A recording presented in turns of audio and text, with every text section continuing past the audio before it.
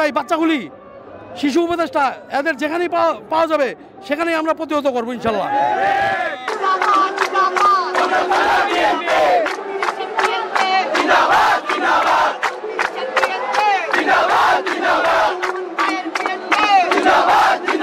তারুণ্যের এই সমাবেশে আমরা বলতে চাই, সাধারণ জনগণ কিন্তু আমাদের সাথে। অতএব আমাদের যতগুলি দাবি আছে সবগুলি দাবি কিন্তু যৌক্তিক। আমাদের নির্বাচিত মেয়র ইঞ্জিনিয়ার ইশরাক হোসেন, ওনার শপথ গ্রহণ নিয়ে যেই তালমাহানা করতেছে, এই যে আমাদের যে এই উপদেষ্টা, প্রধান উপদেষ্টা, উনি কিন্তু ভালো মানুষ। কিছু বাচ্চা ছেলেগুলি অজপাড়াগাঁয়ের থেকে উঠে এসে ওরা যা করতেছে এটা কিন্তু আওয়ামী লীগকে প্রতিষ্ঠিত করতেছে। এটা কিন্তু লক্ষণ ভালো না, খুবই খারাপ। ওরা কিন্তু টাকার দিকে দেখতেছে, ঢাকাবাসী যে কীভাবে ভালো থাকবে সেটা কিন্তু দেখতেছে না ওরা।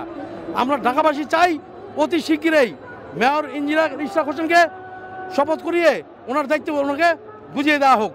তা না হলে এই আওয়ামী দোসর, আওয়ামী পেতাত্তাই বাচ্চাগুলি, শিশু উপদেষ্টা, এদের যেখানেই পাওয়া যাবে সেখানেই আমরা প্রতিহত করবো ইনশাল্লাহ।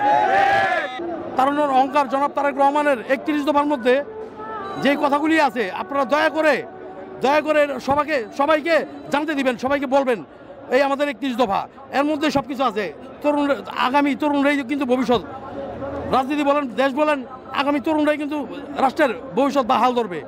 তার জন্য এই তারুণের সমাবেশটা আমাদের বেশি প্রাধান্য পাবে ইনশাল্লাহ।